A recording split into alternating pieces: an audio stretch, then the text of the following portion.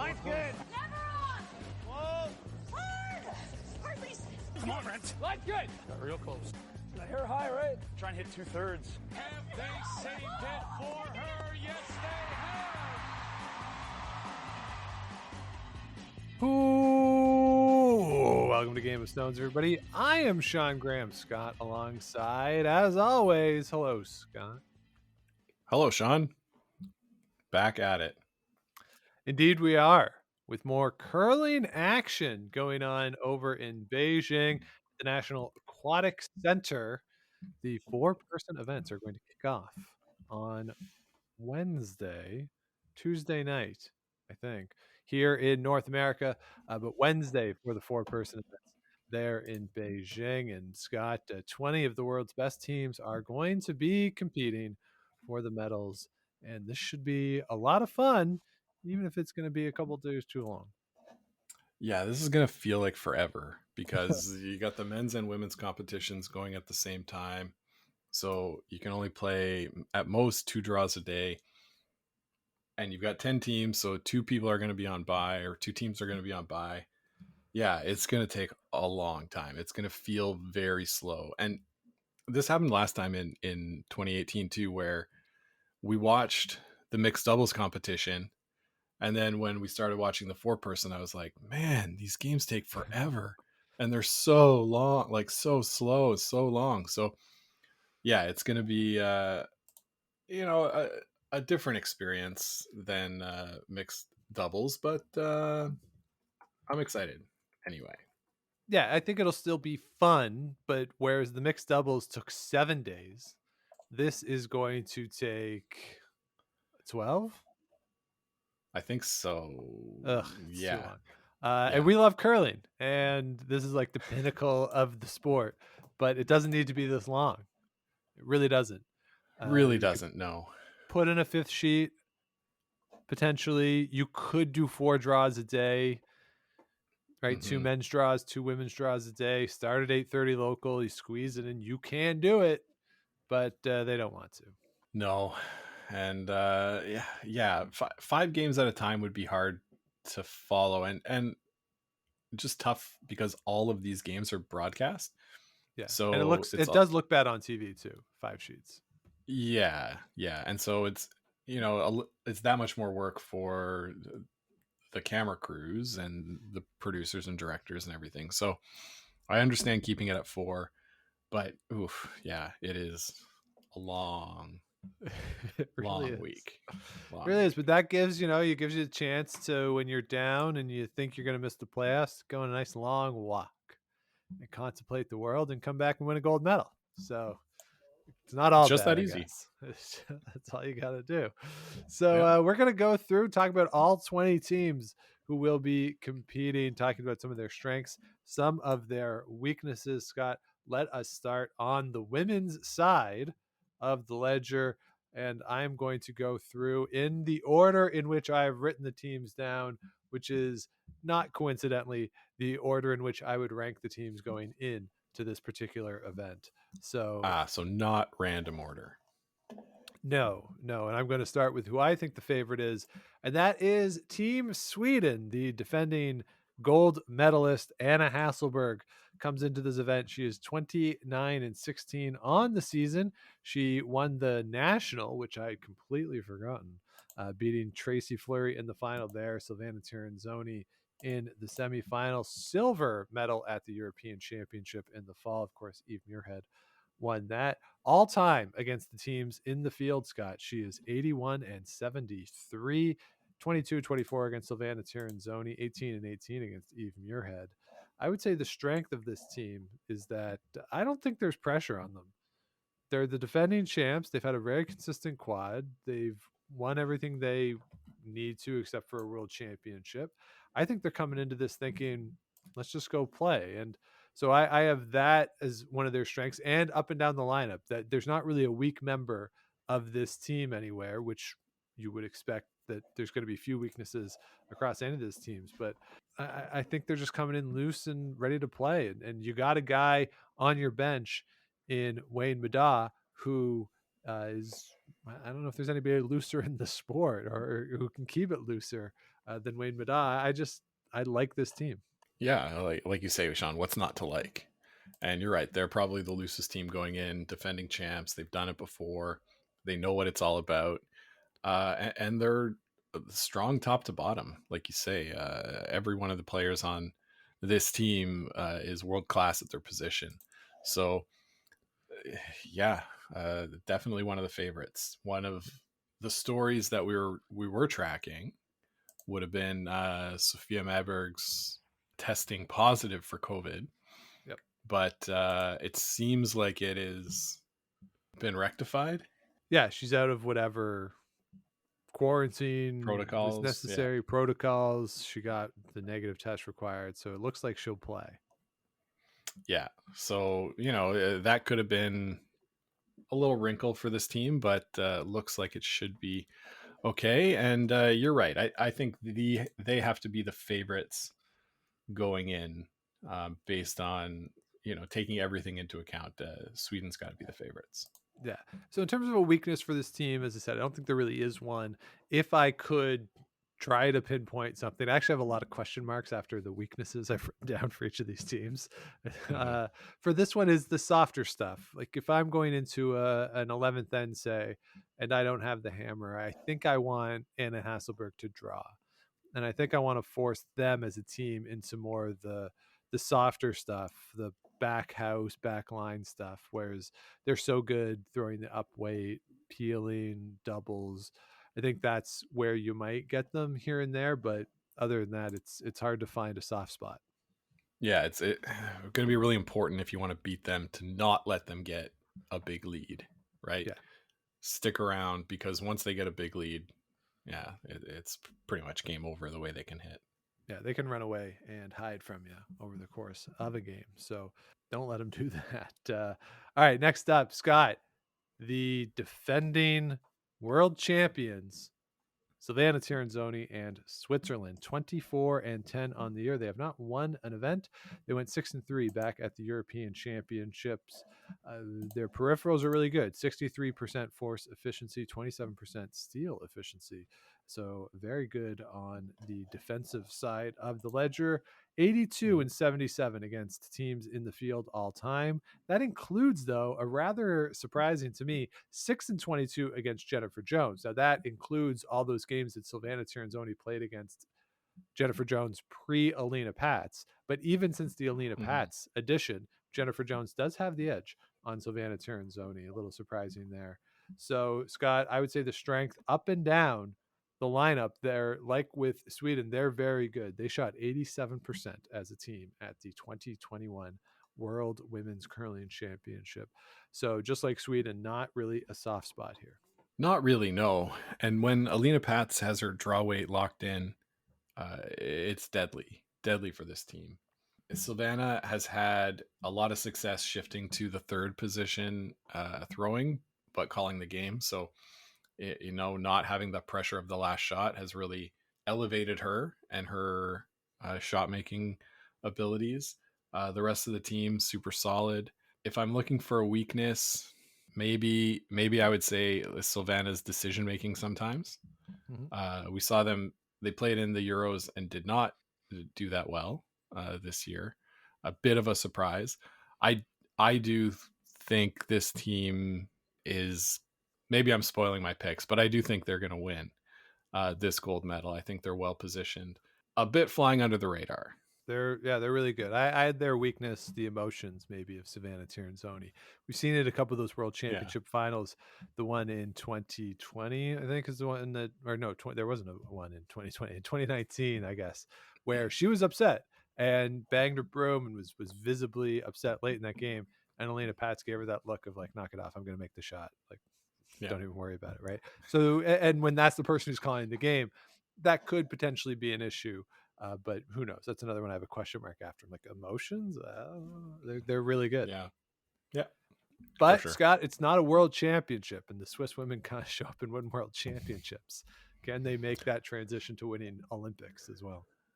Well, it's kind of a de facto world championship for this year, but I think they'll be okay.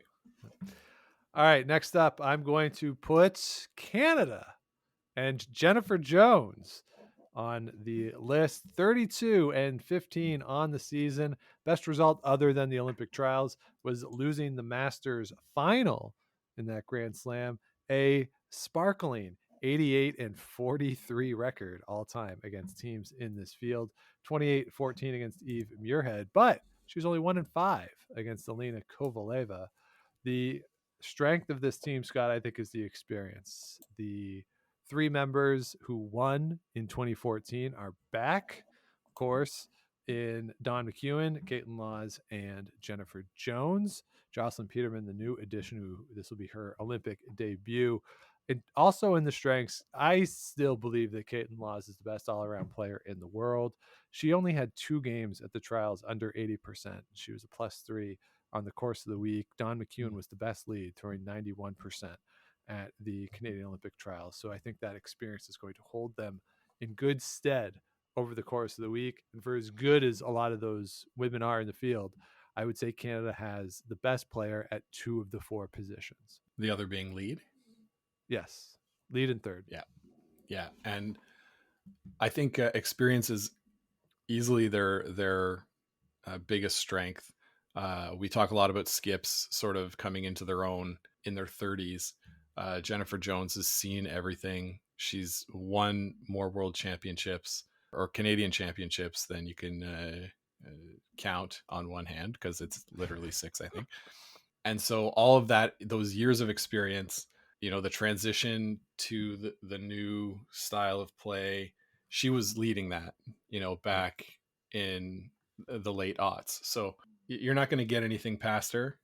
Where they might have a bit of a weakness is that she's older than almost every other player, right? And the Olympics is a grind. We talked about how long this is going to be. The sort of separation from family might prove a bit tough. Like you say, she's done it before, but this is 8 years later. So and that was a different event too. That was a shorter event. It wasn't the same. And I think one of the challenges that you're going to find this year for all the teams, this is not just going to be Jennifer Jones and Team Canada, is that in other years, when you have a day off or had a day off, and all these teams or most of these teams will have a full day off at some point over the course of the event, you can go to another event. Oh, let's go watch the speed skating today or whatever, or go watch one of the hockey games. I don't know if they're letting them do that in the same way. Like, the freedom of movement is a lot more restricted at this particular event than at other Olympics. And in other Olympics, you might have your family there to hang out with and relax for the time off. So filling those hours in between games is going to be important. They're letting them go to the curling venue, but okay, like, great. That's why you have a fifth and a coach, just to go and chart rocks, see changes in ice when you're not playing. So that could potentially be an issue. The other thing that might scare you if you really want this team to do well is the inconsistency that we saw from Jennifer Jones herself at the Canadian Olympic curling trials. Got off like a house on fire. First 4 games, she shot 99, 80, 74, 89, and was +3 in those 4 games. The back 4 games, she was 53, 73, 68, 71, and -3 in those games. And they lost 3 of those games. Rebounded in the playoffs. I think the final percentage that she got a little generous from the scores, but you can't have that dip. You can't have a 4-game dip where your skip is getting -3 minuses in 4 games.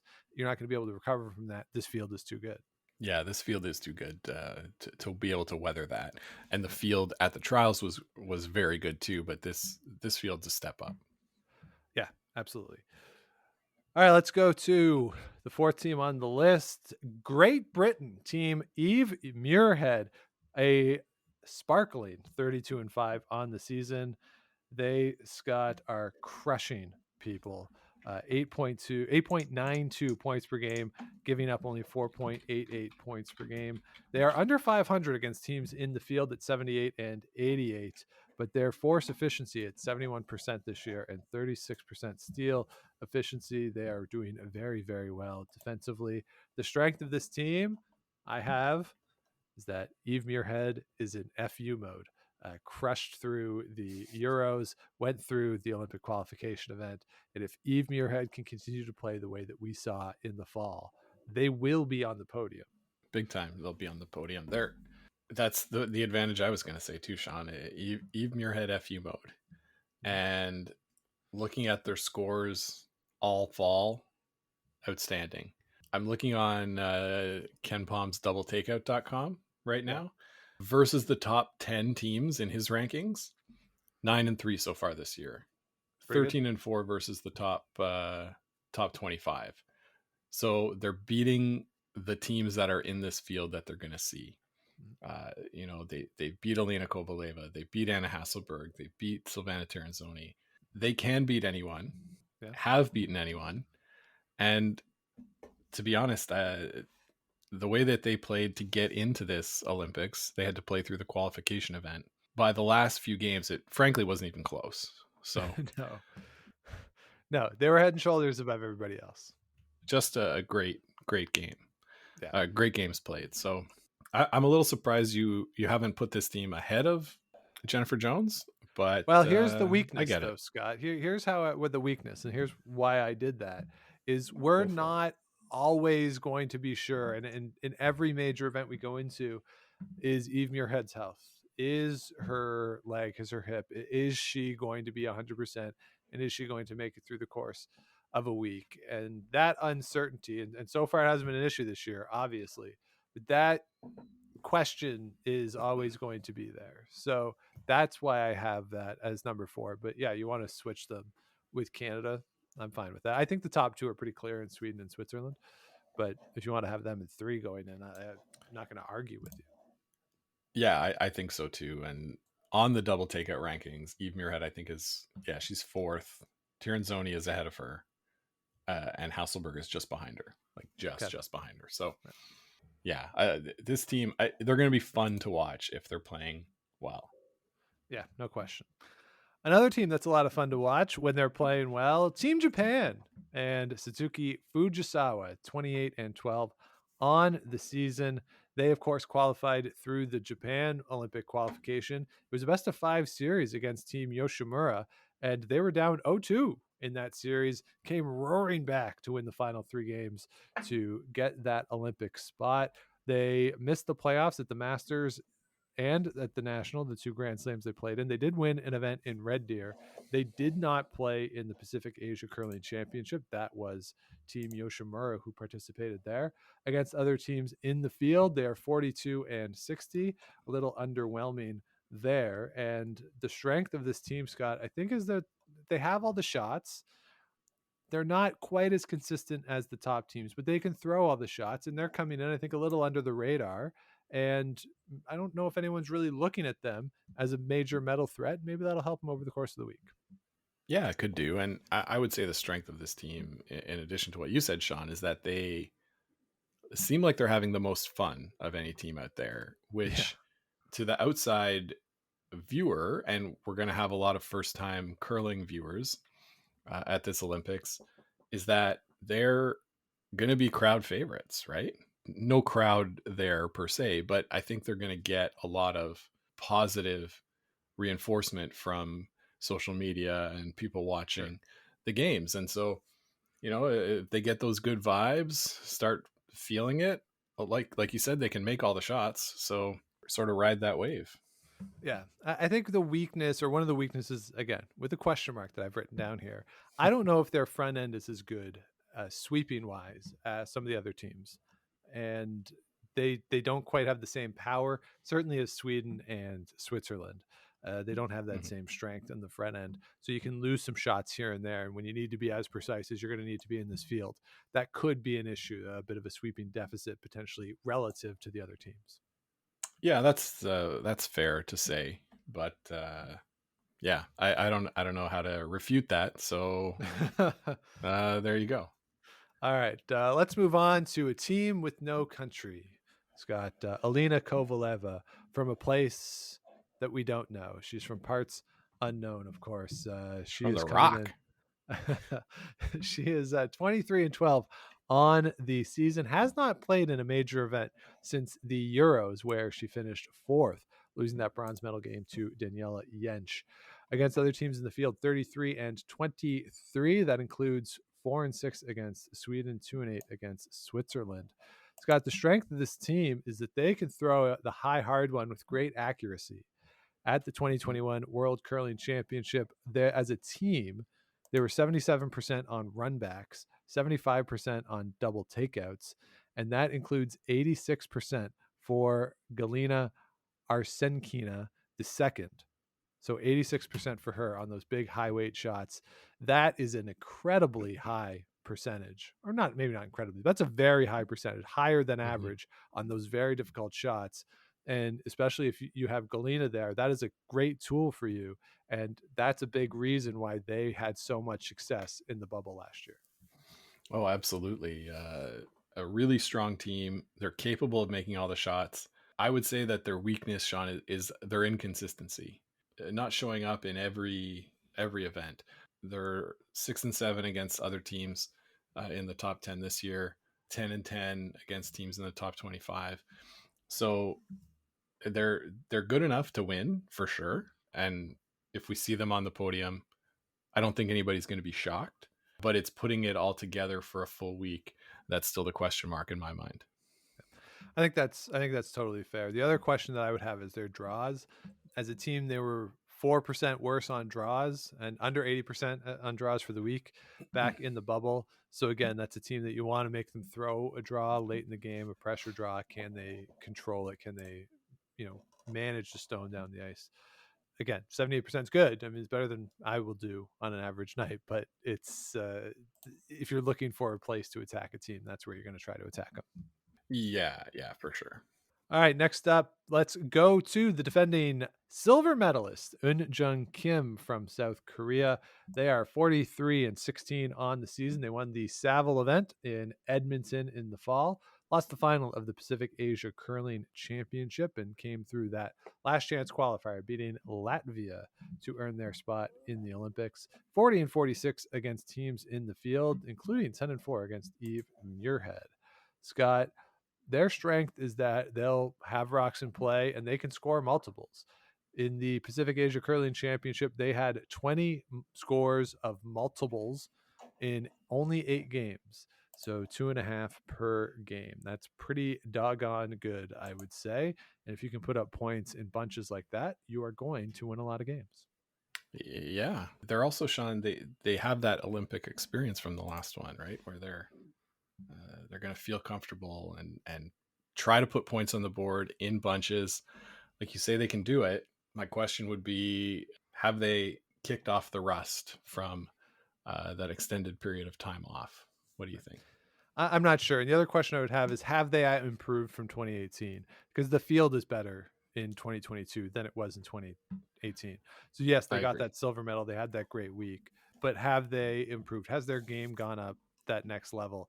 And part of the reason why we haven't seen as much of them is, one, the way Korean curling works as to who represents Korea in all these events, and it is the national champion. And the other is, of course, the unfortunate situation with their relationship with the federation and the systemic problems that existed in Korean curling. So you just don't know that there's that gap there. I would encourage everybody to go listen to Rocks Across the Pond. They had a full episode on this topic recently, going into the Olympics and where they stand in Korean curling. But it's just a great unknown with this team, and they're a fun team. They're great to watch. You wish all the best for them, but you just going into it, you just like, what do we have here? It's still unknown. Yeah, unknown is a good way of putting it. All right, let's go south to our neighbors, the United States of America, represented by Tabitha Peterson. 32-7 on the season. They are crushing people, scoring 9.6 points per game, only giving up 5.7 per game. Won the Autumn Gold Curling Championship, beat Sasaki Fujisawa in the final there.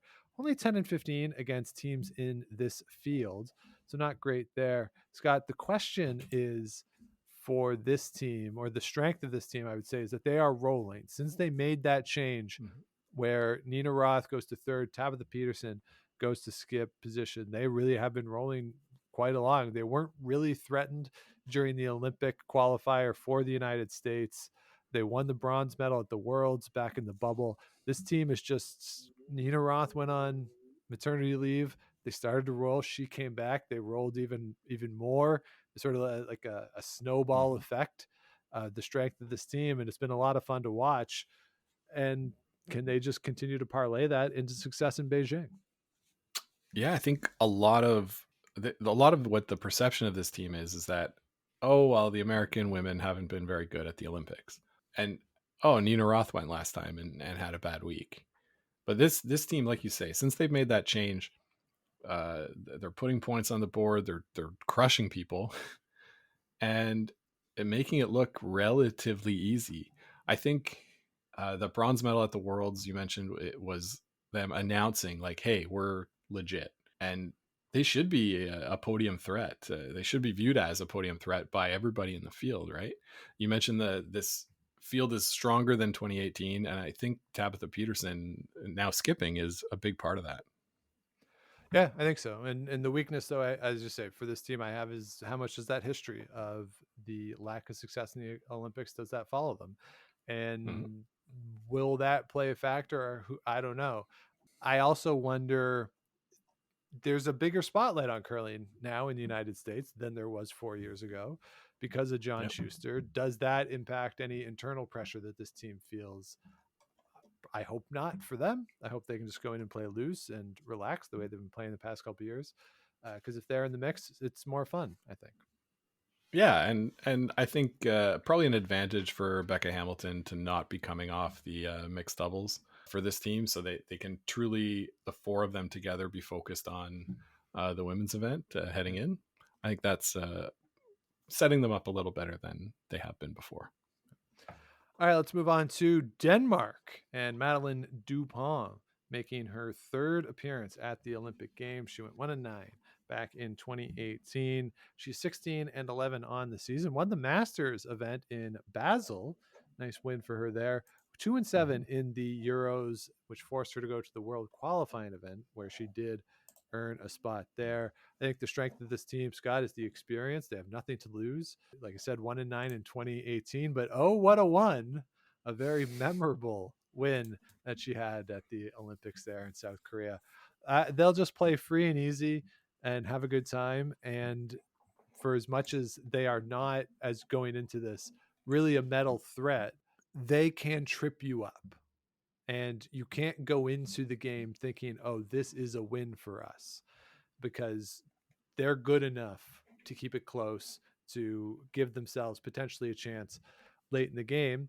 And yes, as we saw in 2018, that mattered in that particular case. So probably not going to be a playoff threat, but also don't take them lightly. Yeah, don't take them lightly. But you're right; they're not in the class of the other teams that we've talked about so far. A lot of experience. Is this Madeline's fourth Olympics now? Third. Were they there in 2014?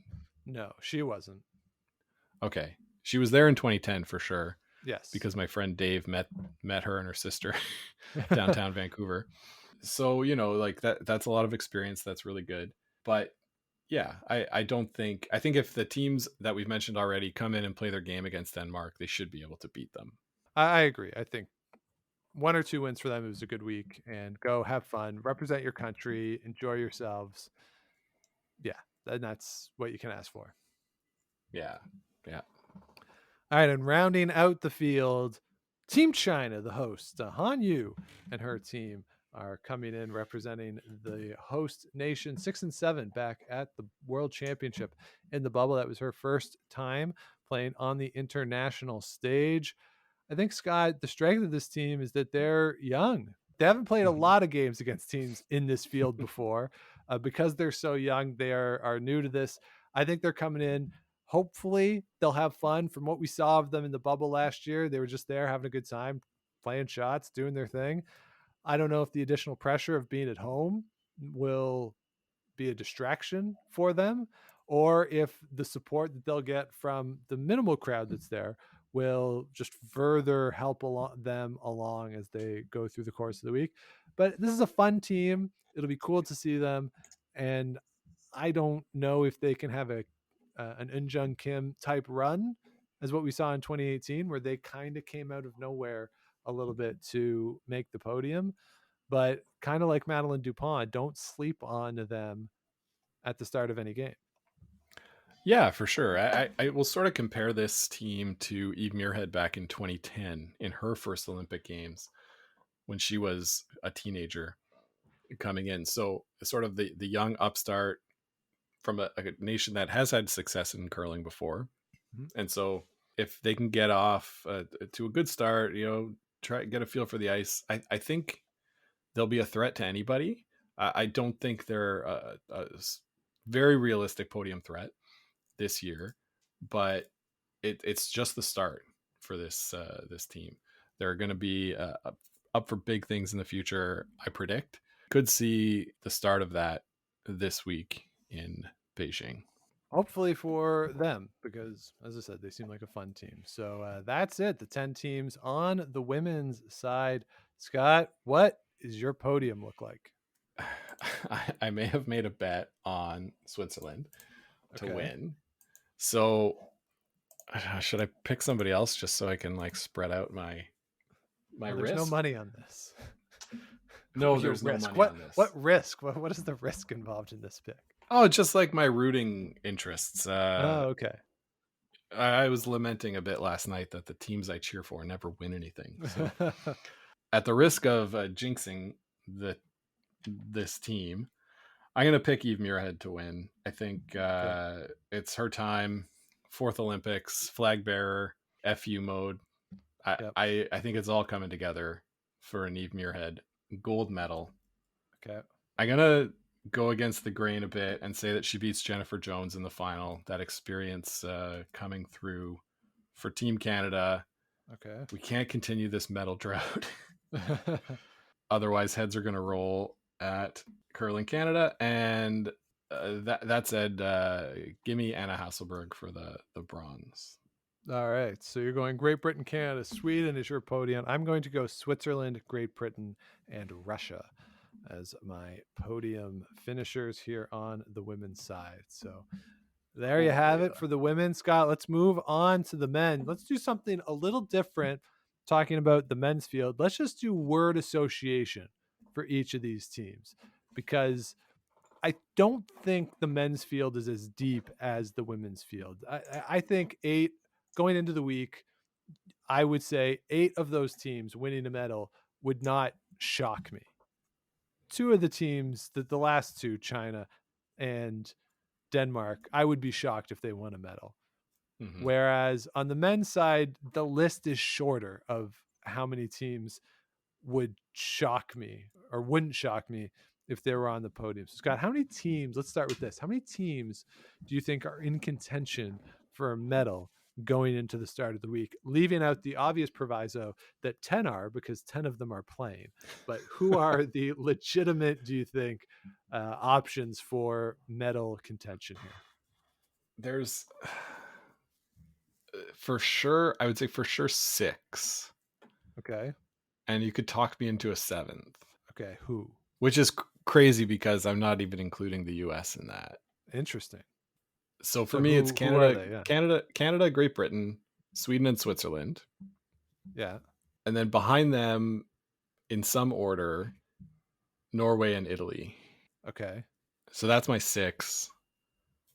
And we saw Sergei Glukov go nuts for a week last year. So I guess anything's possible.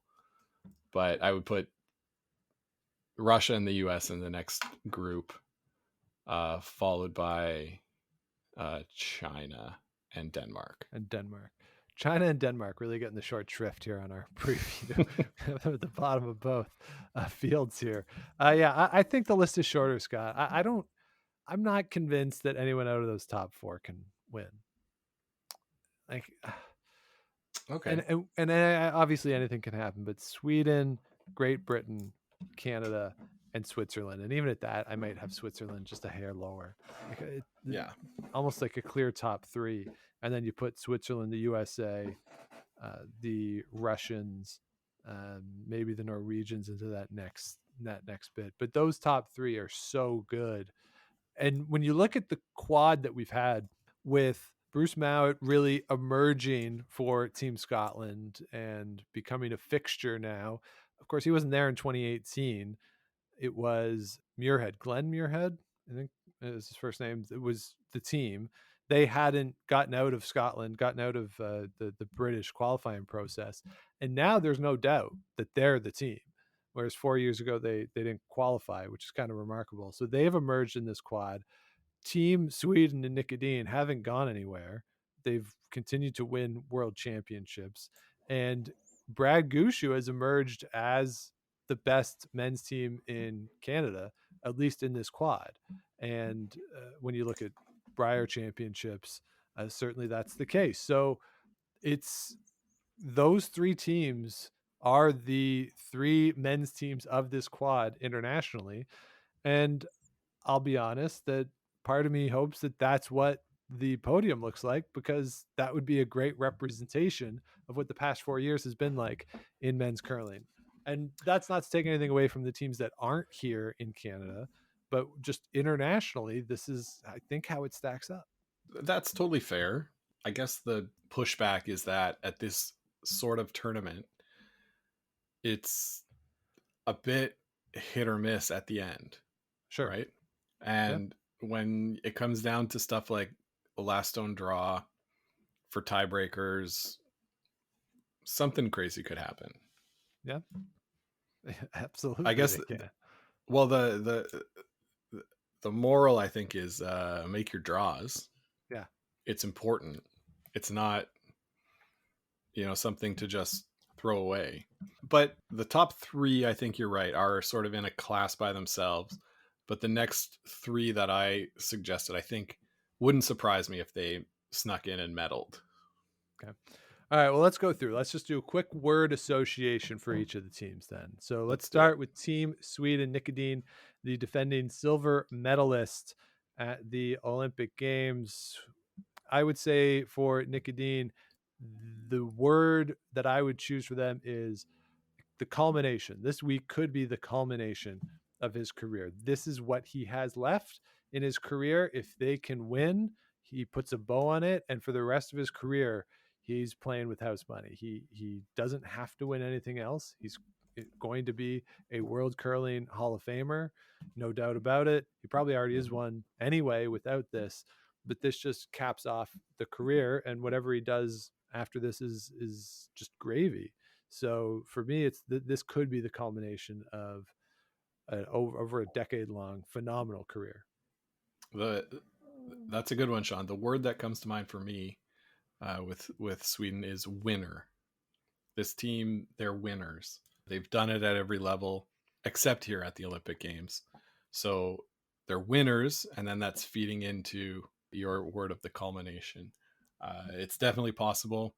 The way Oscar Eriksson played at the mixed doubles, I don't know. He was not good. but it's a different game, different conditions. We'll see. All right, Scott. Team Great Britain, Bruce Mount and his squad. The word that I would have for them is elevates. This would a win here would elevate them. Right now, they are arguably the best team in the world, or have been the best team in the world over the past year. But they don't have the world championship, and they have been rising over the quad, and they have had a lot of success, and maybe success faster than a lot of people might have guessed. But if they can get a win here and they can get that gold medal, that will elevate them to an entirely different stratosphere and a different place, I think, in the minds of a lot of curling fans. And for Scottish curling, that would be pretty cool too, to have a gold medalist, either if Eve does it or if these guys do, to be good for Scottish curling. But this could really cap off and elevate them to just another stage of their career and set them off. They're still in their 20s into that next stage, already having that gold medal and having those bona fides.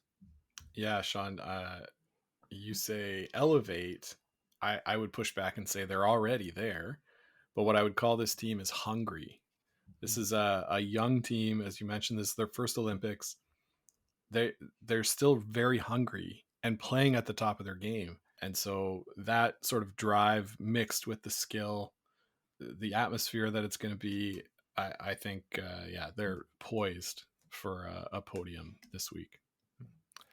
All right, Team Canada, Brad Gushu making his return, and Mark Nichols making their return to the Olympic Games 16 years after winning the gold medal in Torino with a new look front end, of course. So the debut appearance for Brett Gallant and Jeff Walker making their debuts at the Olympics. Mark Kennedy on the bench as the fifth player for these guys.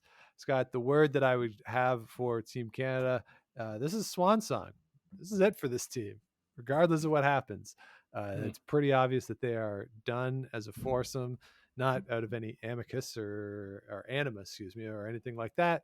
But they're gonna move. Brett's gonna move. It seems like Jeff already lives in Alberta. Who knows how much longer Brad and Mark want to continue playing. So whatever happens here, this is the end of a great run for these guys.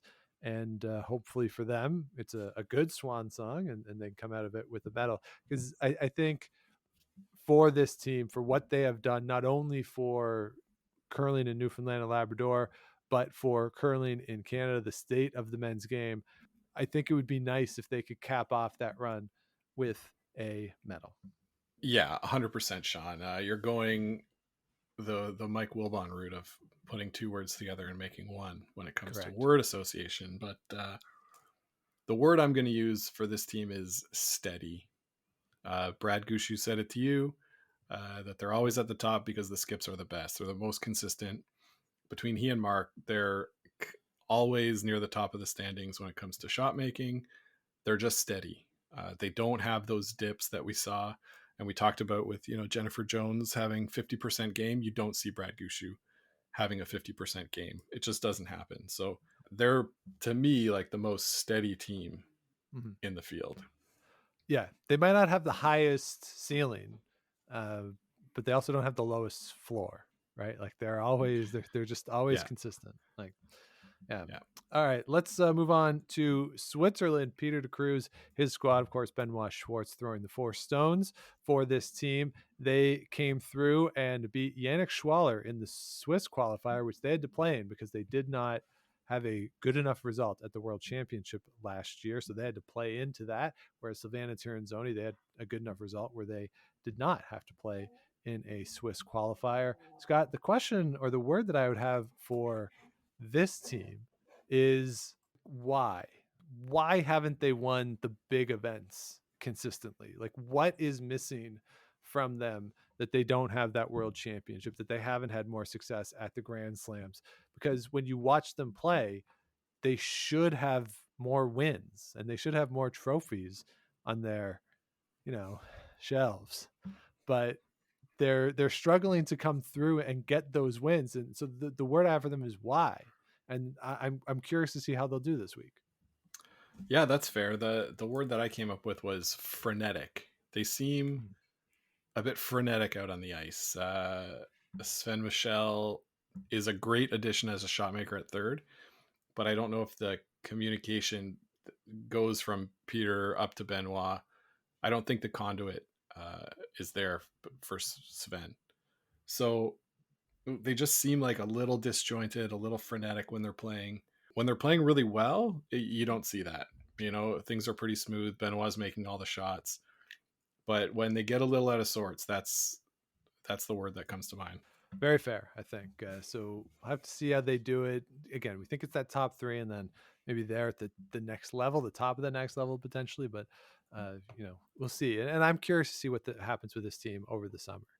And what the state of men's curling in Switzerland is, because you do have Yannick Schwaller sitting there, and is there a shakeup maybe emerging of the two teams, or does someone decide to take a step back? I don't know, but certainly Peter Cruz was fired up when they won this spot, so they're very excited to be here, and it should be a lot of fun to see them.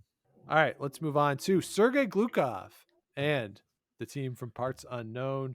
Scott, they had a great run at the bubble at the World Championship. Very solid performance to qualify in for the Olympics. The word that I have for the Russians is scary because they were scary good last year. And it's a team that, or a country that you don't, or in the past, say, decade, you haven't expected them always to, especially on the men's side, to turn out a strong team. Mhm. The success that they've had as a country have been on the women's side. So it was scary to see them be that good during the World Championship. And if they can turn that type of performance in this week, they're going to upend a lot of teams' plans over the course of the week. Yeah, for sure, for sure. My word, Sean, is mystery about this team. They're not only from parts unknown, we don't know where they're from. Correct. You don't know which version of this team we're going to get when it comes to hitting the ice there later this week. The version that we saw last year at the Olympics was great and obviously can beat anyone. And then this year they have beaten a lot of people, but they haven't had to play a ton of stiff competition. They haven't played anybody in the top 10 so far this year, because they were in the European Bs. Also only 1-4 against teams in the top 25. So when it comes to this team, we've seen them be really good, but we've only seen it once. So I don't think we're fully aware of what version of this team we're going to get when they step on the ice on Wednesday.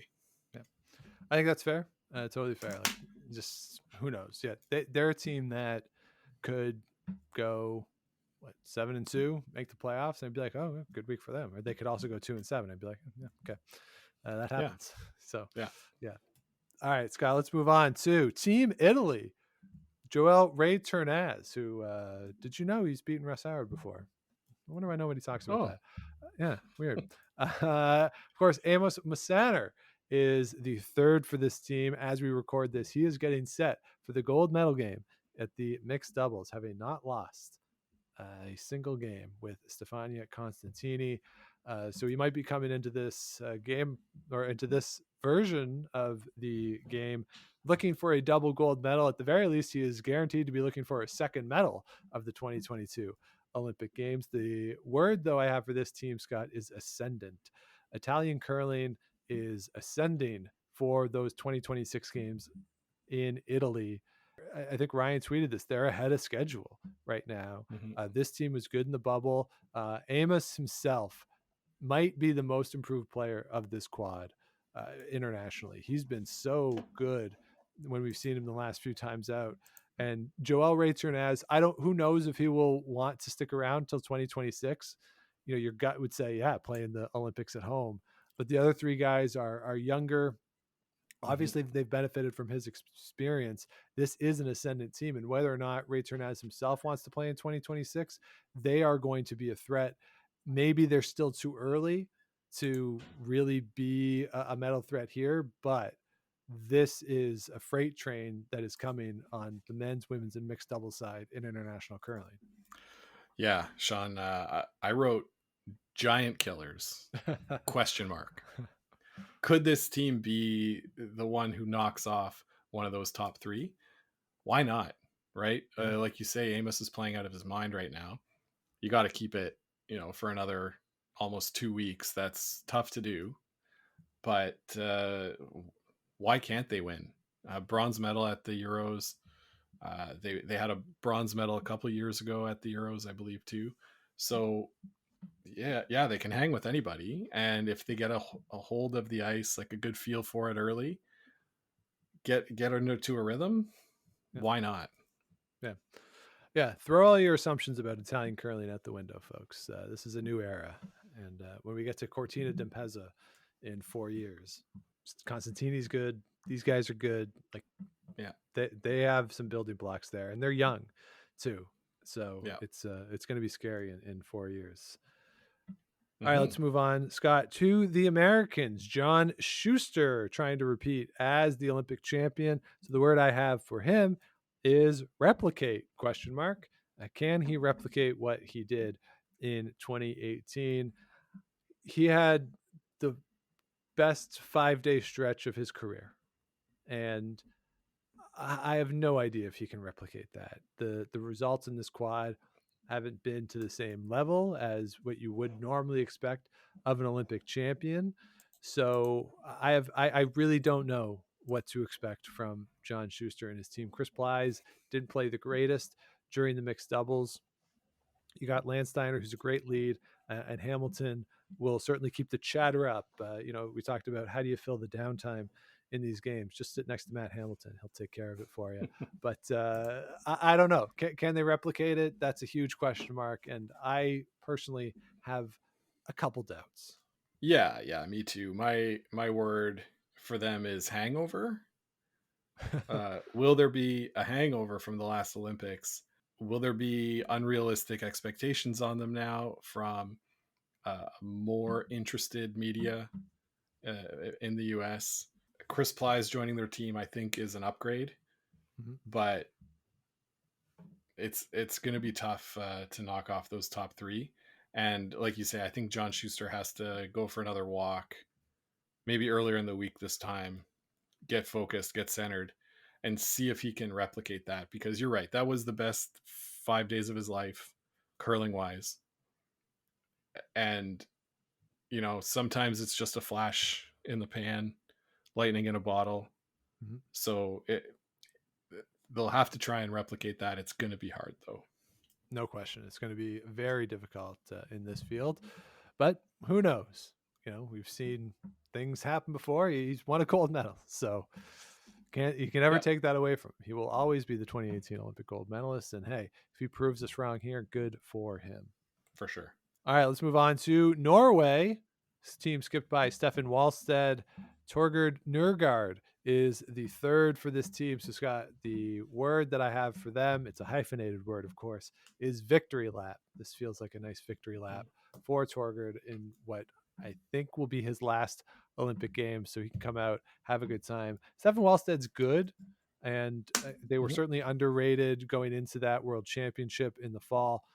Or in the spring, excuse me, but they've come here, they've qualified. Stefan can win games, but I don't know if they're a serious threat. And I think this is, to me, a nice chance for Torgerd. Go back to the Olympics, have a good time, represent your country. This strikes me as a 3, 4, maybe 5 win team. Probably, yeah, probably. My word that I came up with was a turnover, or a changing of the guard, sort of Norwegian curling. This represents sort of Thomas Ulsrud stepping back, Stefan Walstad stepping up and being the face of Norwegian curling.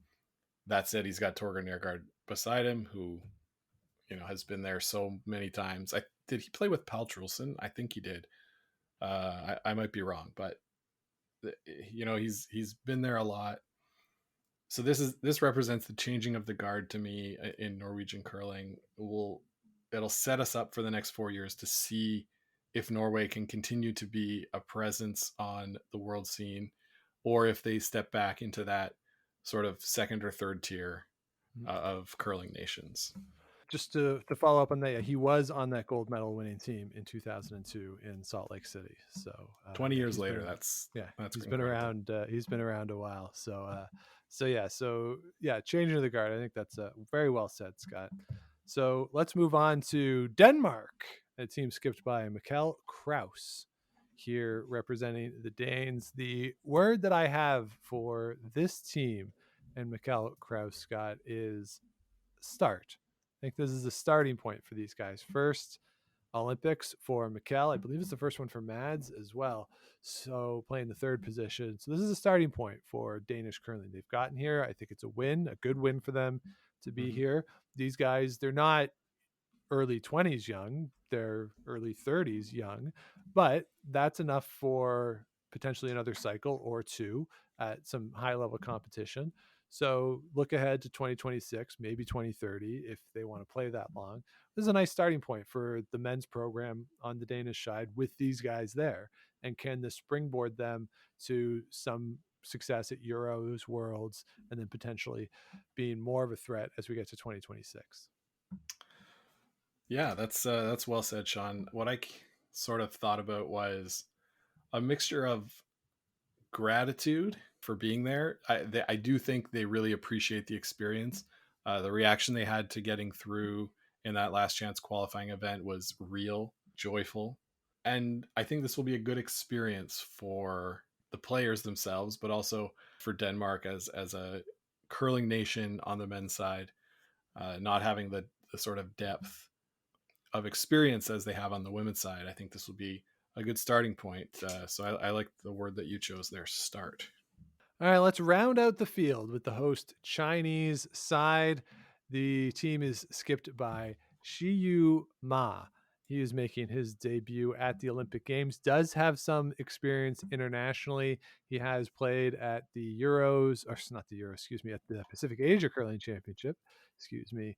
He's 30 years old, but not a lot of experience internationally. Has played at the World Juniors before. According to the Olympic website, he uses a hybrid tuck delivery, which is kind of interesting. And I'll be curious to see what the hybrid part of a tuck delivery looks like.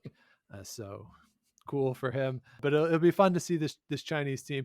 As with the women's side, we don't know a lot about them, not a ton of international experience. The men's side is a little older, so it's different from what we're seeing on the women's side, where they're sending a very young team in the hopes of building the program. But I would say that this is a reset for the men's program here in China. They did not participate in the Pacific Asia Curling Championship this year, so therefore they will not be at the World Championship, nor will the women. None of the teams went to the Pacific Asia Championships. But this feels like a reset on the men's side. Can these guys do well? Can they get some experience? Can they finally be that men's team on representing China that has some level of consistency? Because we saw it with Bingyu Wang on the women's side winning a world championship. They haven't had that same level of consistency and quality performances on the men's side out of China. So I would say that this is another reset for the men's program. Yeah, for sure. My word is unknown. We have no idea what this team is going to be, if they're going to be anything, if they can win any games. We just don't know. Like you say, it's not a mystery in the same way that Glukov's team, I said mystery, like they could be anything. This is more of a who knows, like let's see what they got, but without that high ceiling that we saw last year from the stateless society. So well, I think I do want to just point out that Chang Zhu is playing third for this team. He did skip them at the World Championships last year. So you do have a little bit of experience there. So it's not like a full unknown. It's just Ma, the skip, we haven't seen at this level before. And that team did go 2-11. So you do have some returning pieces from it. But again, that's why it feels like a reset. They're still fiddling around. They haven't quite figured out the lineup. They obviously haven't figured out who they want to fully be the skip yet. This is obviously a chance for Ma to take that position and run with it if he can have a good week here. But they're shuffling things around still. Yeah, that's totally fair. All right, so Scott, those are the 10 teams in the field here at the Olympics. No Yop, sadly. No Yuta. Kind of a bummer, but those are the 10 teams who qualified, and when good teams are not there, that means the teams that are there are good. So who's your podium? Well, give me Nicholas Edin to climb the mountain and finally get there. I'll have Gushu winning the silver and Mowat winning the bronze. All right, well, Scott, I had written mine down before you said that, and I had the exact same thing. Nice, same thing. That's fine. Yeah, I think they're the top three. I think that's what emerges out of this. I think that the men's competition is less interesting and therefore less fun than the women's competition. But who knows? They're happening at the same time. So and maybe someone will throw a wrench in the plan. I'm sure someone will. So we got the same podium. Who's your fourth playoff team then? I'm gonna go with Italy as the upstarts. I think I'm gonna go with the Swiss here, and Peter de Cruz gets in there. So I believe they won the bronze in 2018, if I'm not mistaken. So I think so. Yeah. So there you have it. 20 teams. Scott, we did it. We did it. Amazing. It only took an hour. There you go. Well, thank you so much, everybody, for listening. Enjoy the games. If you have not yet, please do subscribe wherever it is you get your podcast. Do likes, ratings, comments, all that good stuff. Helps us grow the show. Other people find out what we got going on here on the channel. If you missed it, you can check out our Scotty's recap. Did a little half-hour discussion of all the fun and frivolity from Thunder Bay over the past 10 days. So do check that one out. Later in the week, we'll have a bit of a mixed doubles recap coming at you. So do subscribe so you can get all that stuff. You can also head on over to GameOfThronesPod.com. All of our past episodes are there. Plus, the merch tab with all proceeds going to the Sandra Schmirler Foundation and Food Banks Canada. And we, of course, match all of those proceeds. And do follow along with everything that we got going on the show at Game of Stones Pod on Twitter and Instagram, Game of Stones Podcast on Facebook. And if you want to let us know what you want to hear on the show, Game of Stones Podcast at gmail.com. So, Scott, the Olympics are here. We made it through a quad. Now all that's left is to watch the games.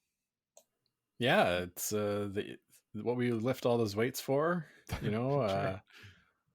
all that training. So yeah, I'm excited. We're gonna get together and watch the Super Bowl on Sunday. So hopefully we've got, you know, a good curling game that we can put on the second screen while that's happening.